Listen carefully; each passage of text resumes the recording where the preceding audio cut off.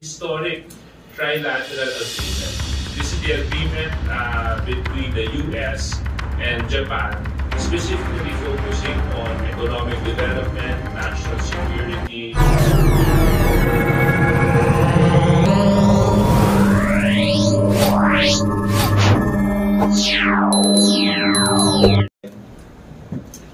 Magandang umaga po. I would like to address my questions to all the panelists. Sir, your thoughts on President Ferdinand Marcos' statement on possible alliances with political parties for the 2025 midterm elections anchored on unity. Do you think all political parties, including hukbong ng pagbabago o Vice President Sara Duterte, are qualified to join?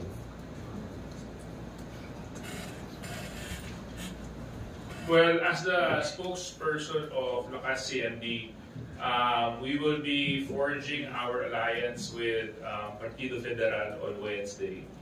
And we look forward to establishing and building on this alliance because number one, we share common values. We share a lot of commonalities when it comes to ideology.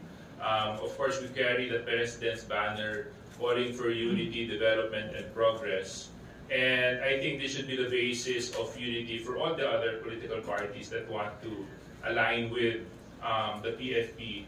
At ang mahalaga din po dito mga kasama ay palapit na po kasi tayo sa midterm elections which is happening next year. So it is also vital for us na makita din po natin itong alliances not only in the national level but also on the provincial and local levels as well. As we have seen, when it comes to the implementations of programs and projects, we need to see alignment also when it comes to support and when it comes to proper implementation and execution. So we do look forward to this alliance, and I do hope that the other political parties will follow suit.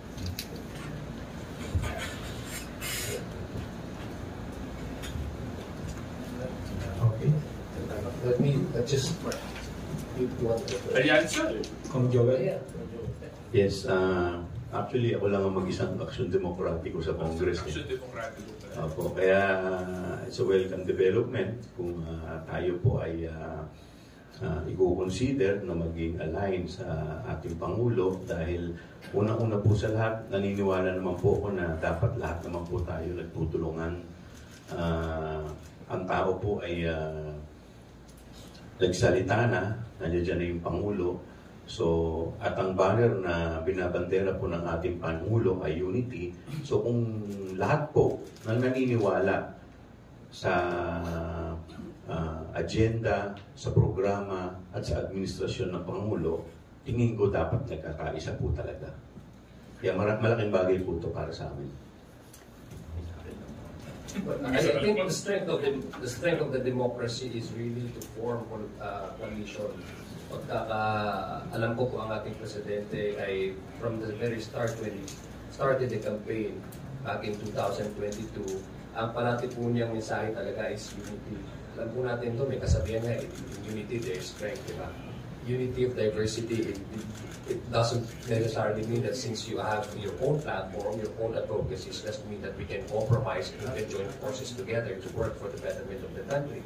And that has been the message of the President. So, ang 2025, because it's already around the corner, ang 2025 elections, midterm elections, of course, the Partido Lakas nagsalita po aming spokesperson sa Lakas.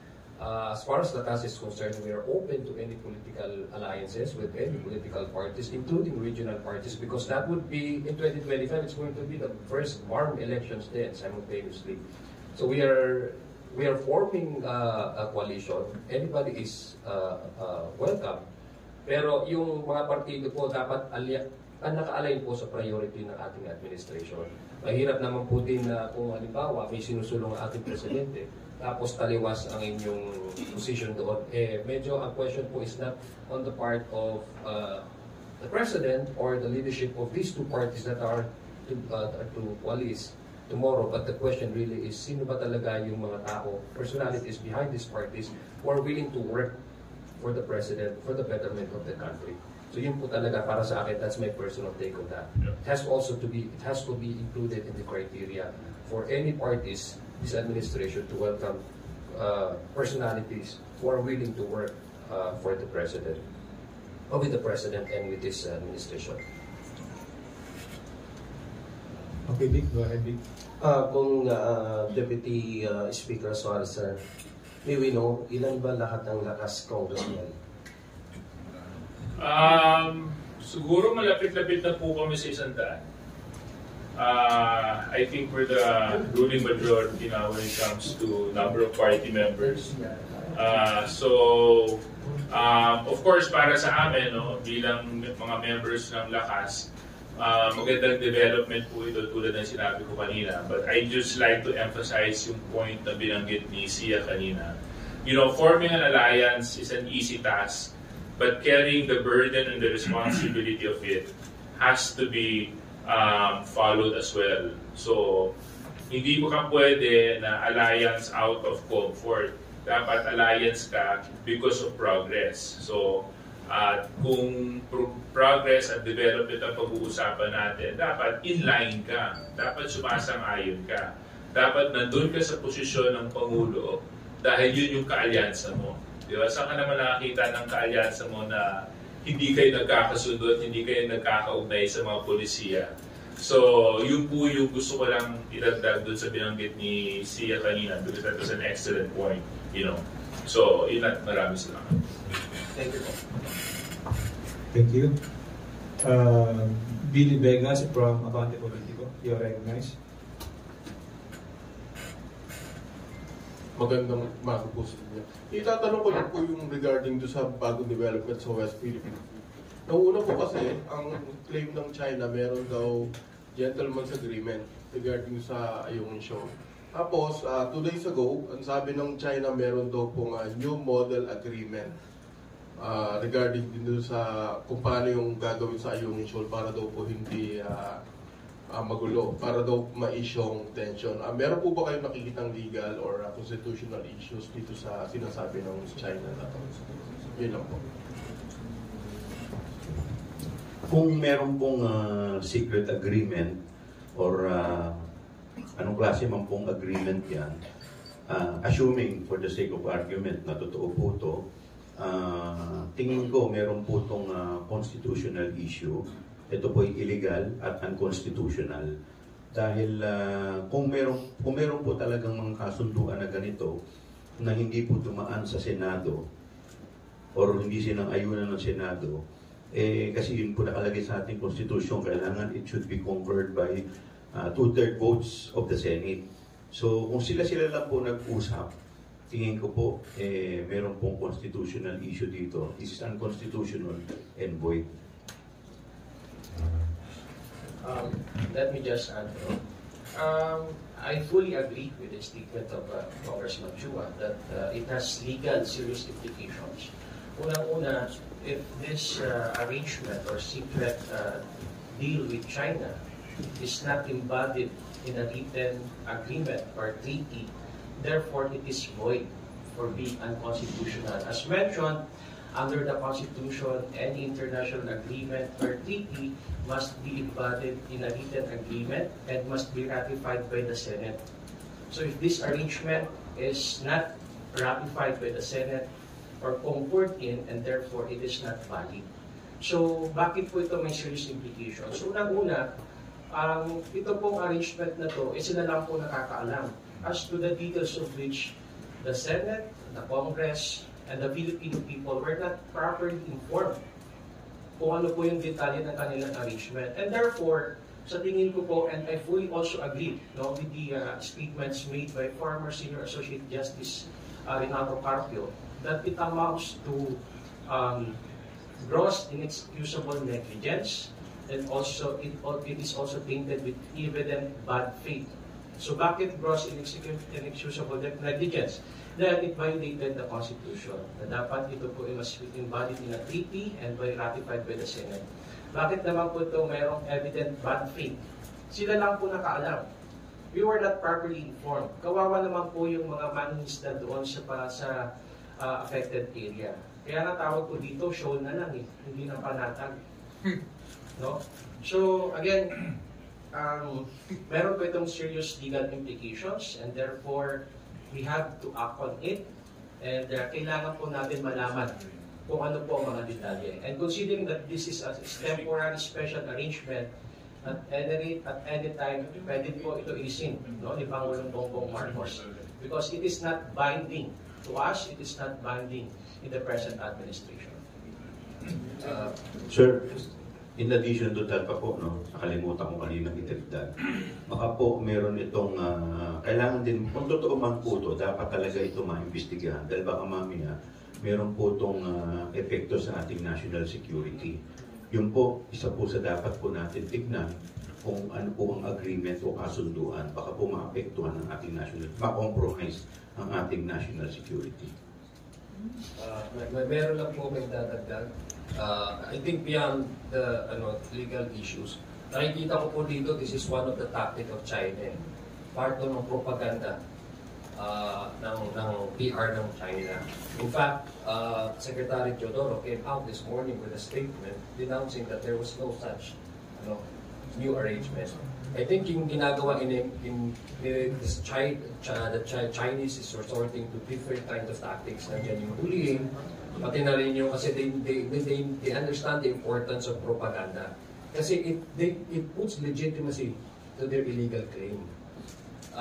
Sinasabi nila, nag-agree na kami at saka ang Pilipinas, so why are you acting this way? Why are you changing our agreement? Parang ganun yung pinapakita nila para at least may semblance of nagpag-usapan na pala yan. Bakit we have the right to, to push back all your, yung mga, kung ano man yung mga resupply missions dyan, forwarding their illegal claim. Ang nakakasakit lang po dito as a citizen of this country, there are portions in our society that also double down on the narrative, the wrong narrative of China. Parang sila yung they act as the mouthpiece of China. Doon ako medyo nagagalit eh. I think it's very clear ang position ng ating president, ang ating gobyerno, that we have to fight for our claim. At hindi lang ito arbitrarily claimed by the Philippines. The basis for this is the ruling of the UNCLOS. And internationally, we have the moral high ground to claim these areas in the West Philippine Sea. So doon ako na medyo nasasaktan dahil kung may mga kasamahan po tayo, segments in our society are also becoming apologists for China, becoming, the mouthpieces, the worst is they become mouthpieces of China. Double down nila yung lahat ng claim ng illegal claims in China. Dapat po sa ganitong usapin, we have to side with our own. We have to side with anybody whose position really is to protect our interest, our national interest. Dapat doon po tayo pumanig sa kapwa natin. Dapat doon po tayo pumanig sa mga taong ang kanilang interest at protektahan ang ating teritorya at soberenya. Dagdag lang po, no? Lalabas to next week lahat siguro ng mga concerns, questions. Actually, I can even deem the report as hearsay kasi wala namang legal basis. So, lalabas to lahat next week. Meron po tayong hearing on this issue, and that's the difference with the administration of the president. Polisiya po ang pinapagalaw ng presidente, may resibo po lahat. So, policy-driven siya, complete staff work, lahat po na kailangan na ayusin. At hakbang niya is may basis po lahat, may legal basis. So, di ba? Kung may papel po at saka mas dapat po yung tao mas yung mind natin, mas open yung mind natin na hindi lang po kung sinabi na ng ganito is may validity na, may legality na kasangga. So, most of the questions of our mga kababayan po, medyo marami pong lalabas during the hearings. Yeah, gusto ko lang dagdagan, unang-una, kaya po napakahalaga yung directives na ibinaba ni Speaker Martin Romualdez sa atin is number one, to address all this disinformation coming around and going around, which actually may lead to confusion among our fellow Filipinos when it comes to the position of the Philippines in the Indo-Pacific region.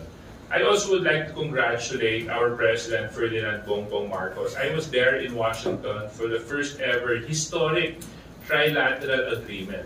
This is the agreement between the US and Japan, specifically focusing on economic development, national security, commerce, and development. Usually kasi yung mga agreements between countries, bilateral lang yan. But ito, first ever, trilateral kasama ang Pilipinas. At isipin ninyo mga kasama, to be mentioned in the same breath with US and Japan, kasama ang Philippines, gives significance to the role of the Philippines when it comes to protecting the interests of the Indo-Pacific region. Now, going back dito sa ginagawa ng bansang China, I think it is very irresponsible. I mean, nakikita naman natin yung water cannons na ginagawa nila sa mga civilian vessels natin. Nakikita naman natin yung coordinated attacks na ginagawa nila to inhibit resupply missions to our territories. And what actually causes a bigger alarm is it seems like the West Philippine Sea isn't enough. Because last week, nandun lang po sila sa Pacific Ocean, sa tapat po ng Catanduanes. So, ang bigger question is, anong ginagawa nila dito? So, tama yung sinabi ni Congressman Pao Ortega. The Committee on National Defense will be conducting its briefing and hearings this week and next week, and a lot of the questions and a lot of the concerns raised will be properly addressed. And I would just like to reiterate yung binanggit po kanina, kung meron mang kasunduan yan o kung meron mang secret deal, it holds no water whatsoever. And in fact, the President has already said that he has rescinded all agreements that has done in the past concerning the West Philippine Sea.